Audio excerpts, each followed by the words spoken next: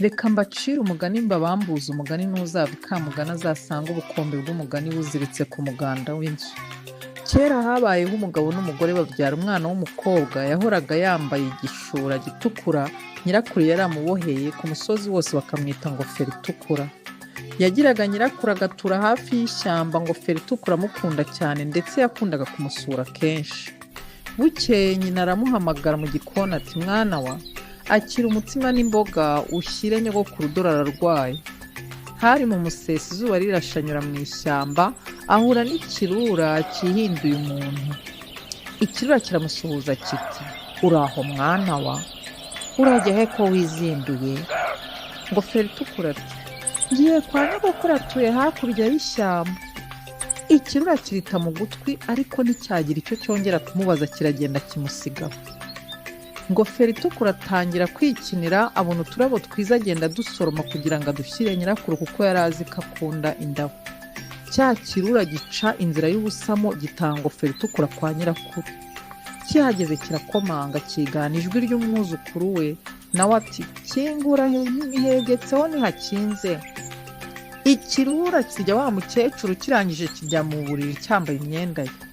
Kera kabayeho ngofero itukura ahagereye arinjira aboneza aho nyirakuru yaryamaga. Ngofero itukura abaza nyirakuru ati mbe nyogoku ko amatwi yawe yabaye manini cyane?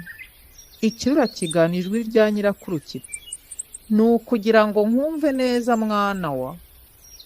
Ati none se ayo maso nayo ko ari manini? Nacyo kiti ni ukugira ngo nkubone neza mwana wa. Nawe ati buretse gato, naho ayo menyo yo? Ikirura kiti ni ukugira ngo nkurye neza. Ako kanya ikirura cyitegura kumusimbukira ngo kimurye, umuhigi wari unyuze aho yumva ngofero itukura ataka. Abakubise umuryango, yirukankana ikirura kiromongana. Ahera akagihanisha gukubura ishyamba kigakuraho amababi n'imyanda yose yari aho. Aho ngofero itukura na nyirakuru bakirebaga gikura bagiseka, nabo bakomeza kwiganirira binywera icyayi n'amafunguro ngofero itukura yari yamuzaniye. Amasaha yo gutaha ageze, ngofero itukura afata agatebo karataha. Mu nzira agenda asimbagurika aririmba yishimye. Sinjye wahera hahera umugani. Isomo yakuyemo ni uko ugomba kugenda inzira imwe iyo bagutumye ubundi ukagira amakenga y'ibirura cyangwa ibindi birangaza mu nzira.